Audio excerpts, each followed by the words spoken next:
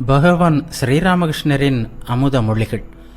ஸ்ரீராமகிருஷ்ணருக்கும் அவரது பக்தர்களுக்கும் இடையே நடைபெற்ற உரையாடல்கள். 2 மணிக்கு பிறகு பிரதாப் சந்திர மகிம்தார் வந்தார். அவர் கேசவருடைய பிரம்ம சமாஜத்தை சேர்ந்தவர். வந்ததுமே குருதேவருக்கு வணக்கம் தெரிவித்தார். குருதேவரும் தலை தாழ்த்தி வணங்கினார். இருவரும் பேச ஆரம்பித்தனர். பிரதாப் கூறினார், சுவாமி, நான் டார்ஜிலிங் மலைக்கு சென்றிருந்தேன். ஸ்ரீராமகிருஷ்ணர் கூறினார், அங்கே போயும் உன் உடல்நிலை பெரிதாக முன்னேறியதாக தெரியவில்லையே, ஏன்? சுவாமி, கேசவரின் அதே நோய்தான் எனக்கும் என்றார் பிரதாப். கேசவரை பற்றி பேச்சு எழுந்தது. பிரதாப் கூறினார், கேசவருக்கு சிறு வயதிலேயே வைராக்கியம் இருந்தது. அவர் விளையாடி வேடிக்கை வினோதங்கள் செய்ததை அநேகமாக யாரும் பார்த்ததே இல்லை. இந்து கல்லூரியில் படித்தபோது சத்யேந்திரருடன் அவருக்கு நல்ல நட்பு இருந்தது. அது காரணமாக தேவேந்திரநாத் தாகூருடன் பழக்கம் ஏற்பட்டது. கேசவரிடம் யோகம், பக்தி இரண்டும் இருந்தன. சில வேளைகளில் அவர் பக்தியின் காரணமாக மூர்ச்சையாவதும் உண்டு.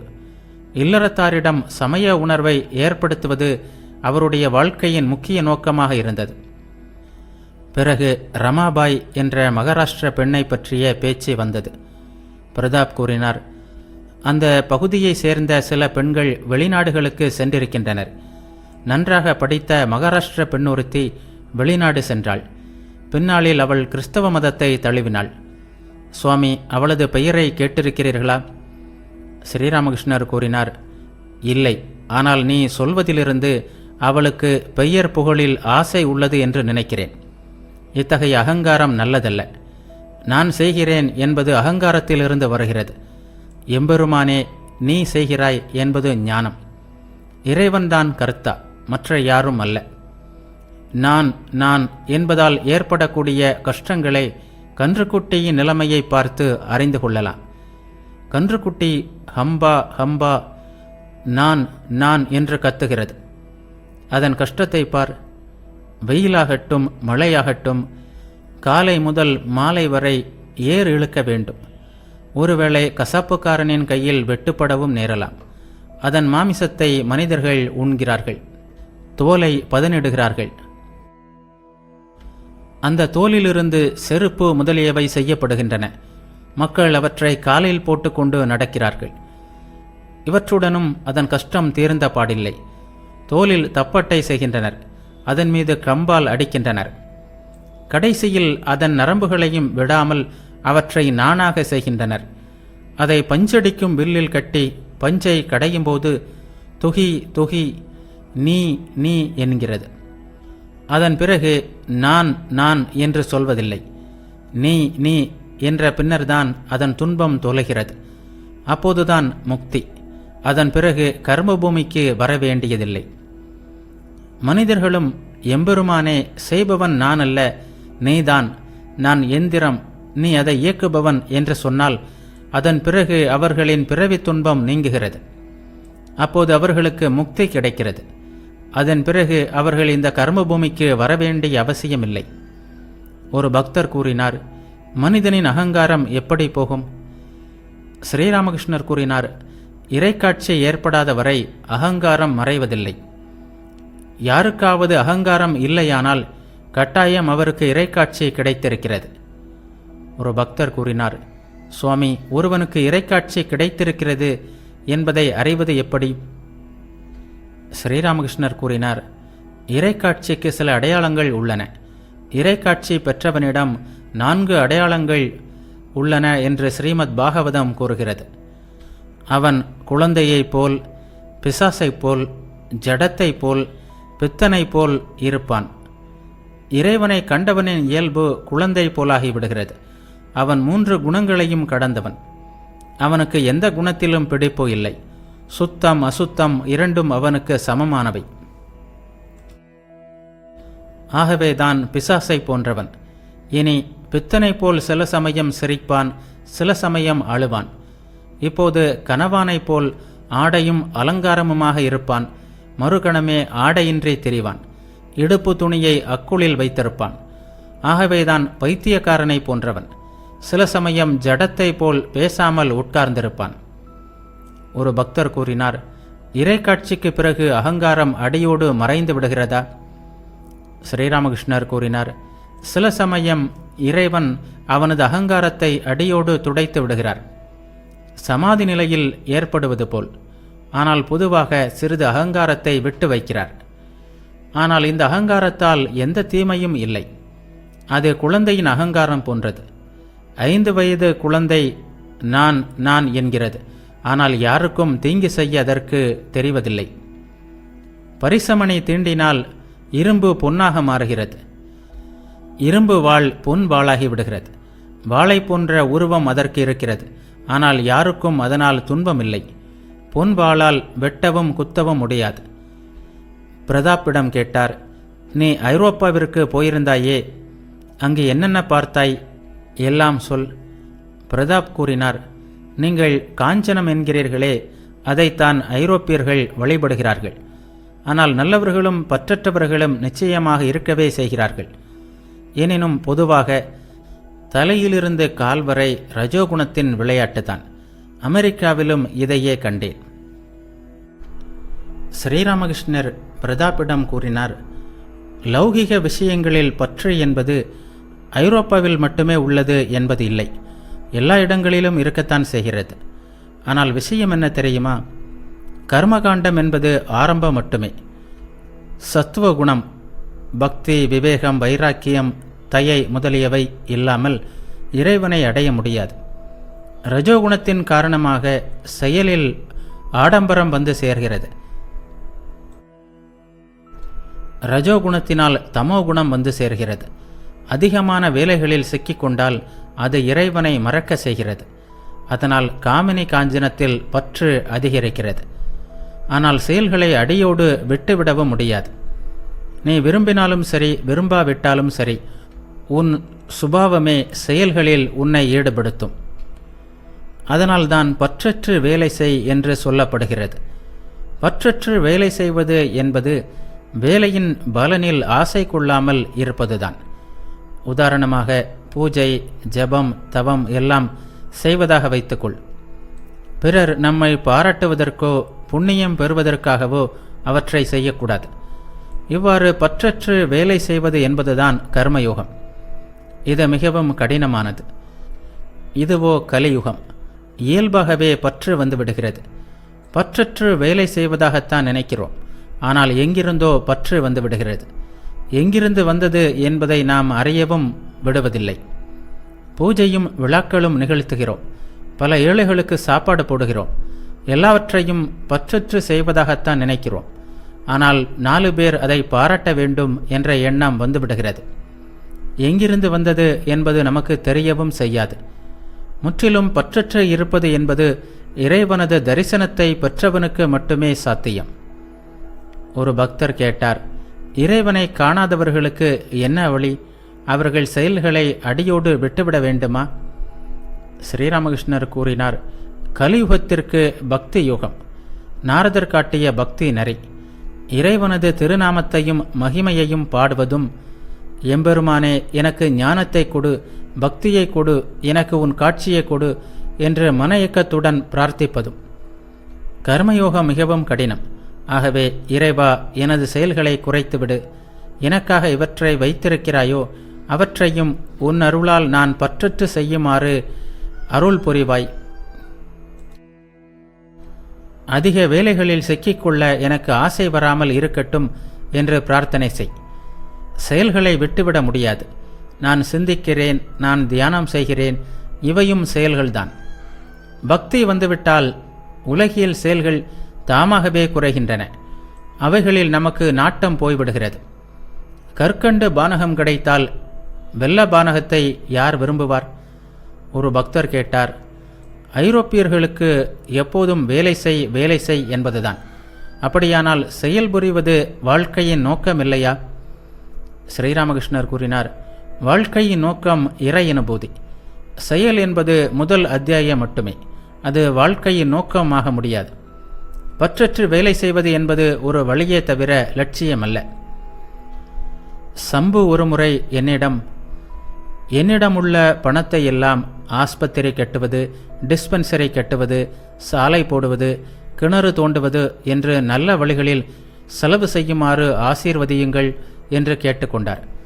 அதற்கு நான், இவற்றையெல்லாம் பற்றற்று செய்தால் நல்லதுதான், ஆனால் அது மிகவும் கடினம். எது எப்படியானாலும் நீங்கள் மனிதனாக பிறந்ததன் லட்சியம் இறை அனுபூதி. ஆஸ்பத்திரியும் டிஸ்பென்சரியும் கட்டுவது அல்ல என்பதை மனதில் பதிய வைத்துக் கொள்ளுங்கள். கடவுள் உங்கள் முன்னே தோன்றி ஒரு வரம் கேட்குமாறு உங்களிடம் சொல்வதாக வைத்துக் கொள்ளுங்கள். அப்போது நீங்கள் என்ன, எனக்கு ஆஸ்பத்திரிகளும் டிஸ்பென்சரிகளும் கட்டி கொடு என்று கேட்பீர்களா? எம்பெருமானே, எனக்கு உமது பாத கமலத்தில் சுத்த பக்தியை கொடு, நான் உன்னை எப்போதும் தரிசிக்கும்படி செய் என்று கேட்பீர்களா? ஆஸ்பத்திரி டிஸ்பென்சரி எல்லாம் நிலையற்றவை. இறைவன் மட்டுமே உண்மை, மற்ற எதுவும் உண்மை அல்ல. அவரை பெற்றுவிட்டால் அவர்தான் கர்த்தா, நாம் அகர்த்தா என்ற உணர்வு ஏற்படுகிறது. அப்படி இருக்க அவரை விட்டுவிட்டு பல வேலைகளில் மாட்டிக்கொண்டு ஏன் திண்டாட வேண்டும்? அவரை அடைந்தால் அவருடைய திருவுள்ளத்தால் பல ஆஸ்பத்திரிகளும் டிஸ்பென்சரிகளும் ஏற்படலாம். ஆகவேதான் செயல் என்பது முதல் அத்தியாயம் என்று சொல்கிறேன். செயல் புரிவது வாழ்க்கையின் லட்சியம் ஆகாது. சாதனைகள் செய்து மேலும் முன்னேறுங்கள். சாதனைகள் செய்து செய்து மேலும் மேலும் முன்னேறினால் கடைசியில் கடவுள் ஒருவர்தான் உண்மை, மற்ற எதுவும் உண்மை அல்ல, இறை அனுபூதியே வாழ்க்கையின் குறிக்கோள் என்பதை அறிந்து கொள்வீர்கள் என்று கூறினேன். ஒரு விறகு வெட்டி விறகு வெட்ட காட்டிற்கு சென்றான். வழியில் எதேச்சையாக அவன் ஒரு பிரம்மச்சாரியை சந்தித்தான். அந்த பிரம்மச்சாரி அவனிடம், அப்பா, முன்னேறி போ என்றார். வீட்டிற்கு திரும்பிய விறகு வெட்டி, பிரம்மச்சாரி என்னை ஏன் முன்னேறி போகச் சொன்னார் என்று யோசிக்கலானான். நாட்கள் கழிந்தன. ஒரு நாள் அவன் உட்கார்ந்திருந்தான். அப்போது அந்த பிரம்மச்சாரி சொன்னது அவனுக்கு நினைவுக்கு வந்தது. உடனே, இன்று நான் இன்னும் முன்னேறி போவேன் என்று எண்ணிக்கொண்டான். காட்டிற்கு போய் இன்னும் முன்னால் போய் பார்த்தான். எண்ணற்ற சந்தன மரங்கள் இருந்தன. மகிழ்ச்சியுடன் அவற்றை வெட்டி வண்டி வண்டியாக கொண்டு வந்தான். சந்தையில் விற்று பெரும் பணக்காரனானான். சில நாட்கள் சென்றன. பிரம்மச்சாரி கூறிய முன்னேறி போ என்ற வார்த்தைகள் மீண்டும் அவனது நினைவிற்கு வந்தது. அன்று காட்டில் அதிக தூரம் சென்று பார்த்தான். அங்கே நதிக்கரையில் வெள்ளி சுரங்கம். இப்படி ஒரு பேற்றை நான் கனவிலும் நினைக்கவில்லை. சுரங்கத்திலிருந்து வெள்ளியை கொண்டு வந்து விற்பதில் ஈடுபட்டான். தாராளம் பணம் கிடைத்தது. கொளுத்த பணக்காரனாகிவிட்டான். இவ்வாறு சில நாட்கள் கழிந்தன. ஒரு நாள் உட்கார்ந்து, பிரம்மச்சாரி என்னை வெள்ளி சுரங்கம் வரை மட்டுமே போகுமாறு சொல்லவில்லையே, அவர் என்னை முன்னேறி போகும்படியல்லவா சொன்னார் என்று எண்ணினான். இந்த முறை நதியை கடந்து சென்று பார்த்தான். அங்கே தங்க சுரங்கம். ஓஹோ, இதற்காகத்தான் பிரம்மச்சாரி முன்னேறி போ என்று சொன்னார் போலும் என்று நினைத்தான். சில நாட்களுக்கு பிறகு மேலும் சென்றபோது வைரமும் மாணிக்கமும் குவியல் குவியலாக கிடப்பதைக் கண்டான். அவனுக்கு குபேரனுடையதை போன்ற ஐஸ்வர்யம் கிடைத்தது. ஆகவேதான் எதை செய்தாலும் முன்னேறி போக போக மேலும் மேலும் நல்லது கிடைக்கும் என்று சொல்கிறேன். சிறிது ஜபம் செய்து ஒரு விழிப்புணர்வு ஏற்பட்டதும் ஆக வேண்டியதெல்லாம் ஆகிவிட்டது என்று நினைத்து விடாதே. செயல் புரிவது வாழ்க்கையின் லட்சியம் அல்ல. இன்னும் முன்னேறிப்போ. அப்போது உன்னால் பற்றற்று வேலை செய்ய முடியும். ஆனால் பற்றற்று வேலை செய்வது மிகவும் கடினம். ஆகவே பக்தியுடன், மன இயக்கத்துடன், இறைவா, உன் பாத கமலங்களில் பக்தியை தா, என் செயல்களை குறைத்துவிடு, மீதி செயல்களையும் நான் பற்றற்று செய்வதற்கு அருள்வாய் என்று பிரார்த்தனை செய். மேலும் முன்னேறி சென்றால் இறை அனுபூதி கிடைக்கும். அவருடைய தரிசனம் கிடைக்கும். படிப்படியாக அவருடன் பேசி மகிழவும் முடியும். கேசவரின் மரணத்திற்கு பிறகு பிரம்ம சமாஜ பிரார்த்தனை மேடை பற்றி நிகழ்ந்து வந்த கருத்து வேறுபாடுகள் குறித்த பேச்சு நிகழ்ந்தது. ஸ்ரீராமகிருஷ்ணர் பிரதாப்பிடம் கூறினார், வழிபாட்டு மேடை பற்றி உன்னுடன் ஏதோ தகராறு நடந்ததாக கேள்விப்பட்டேன். இவ்வாறு தகராறு செய்பவர்கள் சாத்தனும் சடையனும் தான். எல்லோரும் சிரித்தார்கள். பக்தர்களிடம் கூறினார், இதோ பாருங்கள், பிரதாப், அமிர்தர் போன்றோர் சங்கை முழங்குகிறார்கள். இந்த தகராறு செய்பவர்களின் சத்தம் வெளியில் கூட கேட்கவில்லை. எல்லோரும் சிரித்தனர். பிரதாப் கூறினார், சுவாமி, ஓசையை பற்றி சொல்வதானால் வெறும் மாங்கொட்டையை வைத்து கூட ஓசை எழுப்ப முடியும். ஸ்ரீராமகிருஷ்ணர் பிரதாப்பிடம் கூறினார், இதோ பாருங்கள், உங்கள் பிரம்மசமாஜ லெக்சர்களை கேட்கும்போது பேசுபவர் எப்படிப்பட்டவர் என்பதை நன்றாக அறிய முடிகிறது. ஹரிசபை ஒன்றிற்கு என்னை அழைத்து சென்றிருந்தனர். ஒரு பண்டிதர் ஆச்சாரியராக இருந்தார். அவர் பெயர் சாமர்த்தியாயி. அவர் என்ன சொன்னார் தெரியுமா? இறைவன் வறண்டவர், நமது பிரேம பக்தியால் அவரை இனிமையும் உணர்ச்சியும் உடையவராக ஆக்க வேண்டும் என்றார். இதை கேட்டு நான் விக்கித்து நின்றுவிட்டேன். ஒரு பையன் சரடு விட்டதுதான் என் நினைவுக்கு வந்தது. என் மாமா வீட்டில் நிறைய குதிரைகள் இருக்கின்றன. ஆமாம், ஒரு மாட்டு தொழுவம் நிறைய குதிரைகள் இருக்கின்றன என்றானே பார்க்கலாம். மாட்டு தொழுவமாக இருந்தால் குதிரைகள் எப்படி இருக்க முடியும்? மாடுகள் தான் இருக்க முடியும். இப்படிப்பட்ட தாறுமாறான பேச்சை கேட்டால் மனிதர்கள் இவனிடம் குதிரை எதுவுமில்லை என்று தானே நினைப்பார்கள். எல்லோரும் சிரித்தனர். ஒரு பக்தர் கூறினார், குதிரைகள் இல்லை என்பது மட்டுமல்ல, மாடுகளும் இல்லை. எல்லோரும் சிரித்தனர். ஸ்ரீராமகிருஷ்ணர் கூறினார், சற்று யோசித்து பாருங்கள். இனிமையே வடிவானவரை போய் வறண்டவர் என்கிறாரே, இதிலிருந்தே அவருக்கு இறைவனை பற்றி எவ்வித அனுபவமும் இல்லை என்பது தெரிகிறது. பிரதாப்பிடம் கூறினார், இதோ பார், உனக்கு ஒன்று சொல்கிறேன். நீ படித்தவன், அறிவாளி, ஆழமானவன். கேசவரும் நீயும் சைத்தன்யரும் நித்தியானந்தரும் போல் சகோதரர்களாக இருந்தீர்கள். லெக்சர், தர்க்கம், சண்டை சச்சரவு, வாத பிரதிவாதம் எல்லாம் எவ்வளவோ நடந்தாகிவிட்டன. இன்னமும் இவற்றில் உனக்கு ஆர்வம் இருக்கிறதா? இனி முழு மனதையும் ஒன்று கூட்டி இறைவனிடம் செலுத்து. இறைவனில் ஆழ்ந்துவிடு. பிரதாப் கூறினார், அப்படியே சுவாமி, நீங்கள் கூறியது முற்றிலும் சரி. அதில் சந்தேகமில்லை. இனி இது ஒன்றே என் கடமை. ஆனால் லெக்சர் முதலியவற்றையெல்லாம் நான் செய்து வருவது கேசவரின் பெயரை நிலைநிறுத்துவதற்காகவே. ஸ்ரீராமகிருஷ்ணர் சிரித்தவாறே கூறினார், அவருடைய பெயரை நிலைநிறுத்துவதற்காக எல்லாம் செய்வதாக நீ சொல்கிறாய். சரிதான். ஆனால் சில நாட்களுக்கு பிறகு இந்த எண்ணம் இருக்காது. ஒரு கதை சொல்கிறேன் கேள். ஒருவனுக்கு மலை மீது குடிசை ஒன்று இருந்தது. அது ஓர் ஓலை குடிசை. மிகவும் கஷ்டப்பட்டு அவன் அந்த குடிசையை கட்டியிருந்தான். ஒரு சமயம் பெரிய புயல் காற்று வீசியது. குடிசை ஆட்டம் காண ஆரம்பித்தது. அதை எப்படி காப்பாற்றுவது என்று அவன் மிகுந்த கவலை கொண்டான். ஏ வாயுதேவா, இந்த வீட்டை அடித்து கொண்டு போய்விடாதே அப்பா என்று வேண்டினான். ஆனால் வாயுதேவன் அவனது பேச்சை கேட்பதாக தெரியவில்லை. வீடு அசைய ஆரம்பித்தது. அப்போது அவனுக்கு ஒரு யோசனை தோன்றியது. அனுமன் வாயுதேவனின் புத்திரன் என்பது அவனுக்கு நினைவுக்கு வந்தது. உடனே பரபரப்புடன், அப்பா வாயுதேவா, இந்த குடிசையை அழித்து விடாதே. இது அனுமனின் வீடு. உன்னை நான் வேண்டிக் கொள்கிறேன் என்று கேட்டான். வீடு அதிகமாக ஆடத் தொடங்கியது. அவனது பேச்சை யார் கேட்பார்கள்? அனுமனின் வீடு, அனுமனின் வீடு என்று பலமுறை கத்தியும் எந்த பயனும் ஏற்படவில்லை. உடனே, ஓ வாயுதேவா, இது லட்சுமணனின் வீடு, லட்சுமணனின் வீடு என்று சொல்லி பார்த்தான். பயனில்லை.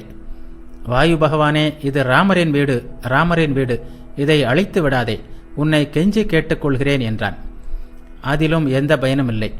குடிசை மடமடவென்று சரிந்து விழ ஆரம்பித்தது. வேறு வழி இல்லை. உயிரை காப்பாற்றிக் கொண்டால் போதுமென்று குடிசையை விட்டு வெளியே வந்தான்.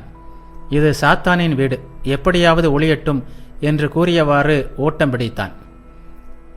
கேசவரின் பெயரை நீ காப்பாற்ற தேவையில்லை. அவர் சாதித்தவை அனைத்தும் இறைவனின் திருவுள்ளத்தால் நிகழ்ந்தவை என்பதை அறிந்து கொள்.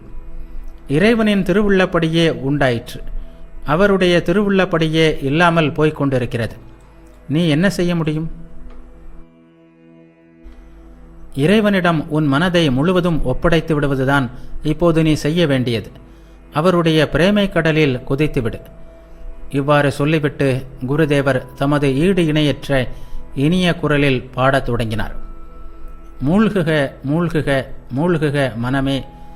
பிரதாப்பிடம், பாட்டை கேட்டாயல்லவா? லெக்சர், சண்டை எல்லாம் ஏராளம் செய்தாயிற்று. இனி ஆழ்ந்த மூழ்கு. இந்த கடலில் மூழ்கினால் இறந்து விடுவோம் என்ற பயம் வேண்டாம். இது அமுத கடல் அல்லவா? இதனால் மூளை குழம்பிவிடும் என்றும் நினைக்க வேண்டாம். இறைவனை அதிகமாக சிந்திப்பதால் மனிதன் பைத்தியமாகி விடுகிறான் என்று நினைக்காதே. இதை நான் நரேந்திரனுக்கு சொன்னேன். பிரதாப் கேட்டார், சுவாமி, நரேந்திரன் யார்? ஸ்ரீராமகிருஷ்ணர் கூறினார், அப்படி ஒரு பையன் இருக்கிறான். நான் அவனிடம், இதோ பார், இறைவன் இனிமை கடல், உனக்கு அந்த இனிமை கடலில் மூழ்க வேண்டும் என்று நீ விரும்பவில்லையா? சரி, ஒரு கிண்ணம் நிறைய பானகம் இருப்பதாக வைத்துக்கொள். நீ ஒரு ஈயாக இருந்தால் எங்கே உட்கார்ந்து அதை குடிப்பாய் என்று கேட்டேன். அதற்கு அவன், நான் கிண்ணத்தின் விளிம்பில் உட்கார்ந்து தலையை நீட்டி குடிப்பேன் என்றான். ஏன் விளிம்பில் உட்கார்கிறாய் என்று கேட்டேன். அதற்கு அவன், வெகு அருகில் உட்கார்ந்தால் மூழ்கி விடுவேன், மூழ்கினால் உயிர் போய்விடுமே என்றான். உடனே நான், அப்பா, சச்சிதானந்த கடலில் அந்த பயம் இல்லை, அது அமுத சாகரம், அதில் மூழ்கினால் மரணம் ஏற்படுவதில்லை, மனிதன் மரணமற்றவன் ஆகிறான். இறைப்பித்து பிடித்தால் மனிதன் பைத்தியமாவதில்லை என்றேன். பக்தர்களிடம் கூறினார், எனது இதுதான் அஞ்ஞானம். ராணி ராசமணி காளிக்கோவிலை கட்டினார் என்றுதான் மக்கள் சொல்கிறார்கள். இறைவனே அதை கட்டினார் என்று யாரும் சொல்வதில்லை. பிரம்ம சமாஜத்தை இன்னார் நிறுவினார் என்கிறார்கள். தெய்வ சங்கல்பத்தால் இது நிகழ்ந்தது என்று யாரும் சொல்வதில்லை. நான் செய்கிறேன் என்பது அஞ்ஞானம். இறைவா, நீயே எல்லாம் செய்பவன், நான் அல்ல. நீ எந்திரத்தை இயக்குபவன், நான் எந்திரம் என்பது ஞானம். எம்பெருமானே, என்னுடையது என்று எதுவும் இல்லை. இந்த கோயில் என்னுடையதல்ல, இந்த காளிக்கோவில் என்னுடையதல்ல, இந்த சமாஜம் என்னுடையதல்ல, எல்லாம் உம்முடையவை. மனைவி, மக்கள், குடும்பத்தினர் யாரும் என்னுடையவர்கள் அல்ல, எல்லாம் உனதே. இதுதான் ஞானம். என்னுடைய சொந்தம், என்னுடைய சொந்தம் என்று அவர்களை நேசிப்பது மாயை. எல்லோரையும் நேசிப்பது தயை. பிரம்ம சமாஜத்தினரை மட்டும் நேசிப்பது, குடும்பத்தினரை மட்டும் நேசிப்பது, இதன் பெயர் மாயை. தன் நாட்டு மக்களை மட்டும் நேசிப்பது, இதன் பெயர் மாயை. எல்லா நாட்டு மக்களையும் நேசிப்பது, எல்லா மதத்தினரையும் நேசிப்பது என்பது தயையிலிருந்து பிறக்கிறது, பக்தியால் ஏற்படுகிறது. மாயையால் மனிதன் பந்தத்திற்கு உள்ளாகிறான், பகவானிடமிருந்து விலகுகிறான். தயையினால் இறையனுபூதி கிடைக்கிறது. சுகதேவர், நாரதர் இவர்களிடம் தயை இருந்தது. பிரதாப் கேட்டார், சுவாமி, தங்களிடம் வருபவர்கள் படிப்படியாக முன்னேறி கொண்டிருக்கிறார்கள் அல்லவா? ஸ்ரீராமகிருஷ்ணர் கூறினார், இல்லறத்தை நடத்துவதில் என்ன தவறு என்று நான் கேட்கிறேன். ஆனால் வேலைக்காரியை போல் இருக்க வேண்டும். அவள் எஜமானின் வீட்டை பற்றி பேசும்போது எங்கள் வீடு என்கிறாள். ஆனால் அவளுடைய சொந்த வீடு ஏதோ ஒரு கிராமத்தில் இருக்கலாம். எஜமானனின் வீட்டை காட்டி எங்கள் வீடு என்ற வாயால் சொல்கிறாள். ஆனால் அது உண்மையில் தன் வீடு அல்ல, தன்னுடைய வீடு கிராமத்தில் இருக்கிறது என்பதை மனதிற்குள் அவள் அறிந்தே இருக்கிறாள். எஜமானின் குழந்தைகளை கவனித்துக் கொள்கிறாள். என் ஹரி மிகவும் போக்கிரி, என் ஹரிக்கு இனிப்பு பிடிக்காது என்றெல்லாம் சொல்வாள். என் ஹரி என்று வாயால் சொன்னாலும் ஹரி தன் குழந்தை அல்ல, எஜமானின் குழந்தை என்பது அவளுக்கு தெரியவே செய்யும். ஆகவே இங்கு வருபவர்களிடம் நான், இல்லறத்தில் இருங்கள், அதில் தவறு இல்லை. ஆனால் இறைவனிடம் மனதை வைத்து வாழுங்கள். வீடு, வாசல், மனைவி, மக்கள் எதுவும் என்னுடையது அல்ல, எல்லாம் இறைவனுடையவை. என்னுடைய வீடு இறைவனின் அருகில் என்பதை அறிந்து கொள்ளுங்கள். அவரது பாத கமலங்களில் பக்தி உண்டாவதற்காக மன இயக்கத்துடன் எப்போதும் பிரார்த்தனை செய்யுங்கள் என்று சொல்கிறேன். மேலை நாடு பற்றிய பேச்சு மீண்டும் எழுந்தது. இக்கால மேலை நாட்டு அறிஞர்கள் இறைவன் இருப்பதை ஒப்புக்கொள்வதில்லையாமே, அப்படியா என்று ஒரு பக்தர் கேட்டார். பிரதாப் கூறினார், வாயால் என்ன சொன்னாலும் அவர்களில் யாரும் நாத்திகர் என்று எனக்கு தோன்றவில்லை. இந்த உலகின் இயக்கத்திற்கு பின்னால் ஒரு மகாசக்தி இருப்பதை பலரும் ஒப்புக்கொள்ளவே வேண்டியிருக்கிறது. ஸ்ரீராமகிருஷ்ணர் கூறினார், அது போதுமே, சக்தியை ஒப்புக்கொள்கிறார்களே, அவர்கள் எப்படி நாத்திகர்கள் ஆவார்கள்? பிரதாப் கூறினார், அது தவிர ஐரோப்பிய அறிஞர்கள் மாரல் கவர்மெண்ட், நல்ல செயல்களுக்கு வெகுமதியும் பாவத்திற்கு தண்டனையும் இந்த உலகில் இருக்கின்றன என்பதையும் ஒப்புக்கொள்கின்றனர். நீண்ட நேர பேச்சிற்கு பிறகு பிரதாப் விடை பெறுவதற்காக எழுந்தார். ஸ்ரீராமகிருஷ்ணர் பிரதாப்பிடம் கூறினார், உனக்கு வேறென்ன சொல்வேன்? இனியும் சச்சரவு, விவாதம் இவற்றில் ஈடுபடாமல் இரு. இன்னொரு வார்த்தை, காமினி காஞ்சனமே மனிதனை இறைவனிடமிருந்து வேறு திசைக்கு திருப்பி விடுகின்றன. அவரை நோக்கி செல்லவிடாமல் தடுக்கின்றன. நீயே யோசித்துப் பார். எல்லோரும் தன் மனைவியை புகழ்ந்து பேசுகிறார்கள். எல்லோரும் சிரித்தனர். அவள் நல்லவளாக இருந்தாலும் சரி, தீயவளாக இருந்தாலும் சரி. யாரிடமாவது ஆமாம் உன் மனைவி எப்படிப்பட்டவள் என்று கேட்டால் அவள் மிகவும் நல்லவள் என்றுதான் சொல்கிறான். நான் விடைபெறுகிறேன் சுவாமி என்றார் பிரதாப். பிரதாப் சென்றார். குருதேவரின் அமுத மொழிகள், காமினி காஞ்சன தியாகம் பற்றிய வார்த்தைகள் முற்று பெறவில்லை. சுரேந்திரரின் தோட்டத்தில் உள்ள மரங்கள் தென்றல் காற்றில் அசைந்தாடியதால் அவற்றின் இலைகள் சலசலவென்று ஒலி எழுப்பின. குருதேவரின் அமுத மொழிகள் அந்த ஒலியுடன் இணைந்து கலந்தன. ஒரே ஒரு முறை பக்தர்களின் இதயத்தை தொட்டுவிட்டு கடைசியில் எல்லையற்ற ஆனந்தத்தில் ஒடுங்கின. ஏன் இந்த வார்த்தைகள் பிரதாப்பின் இதயத்திலும் எதிரொலிக்கவில்லையா என்ன?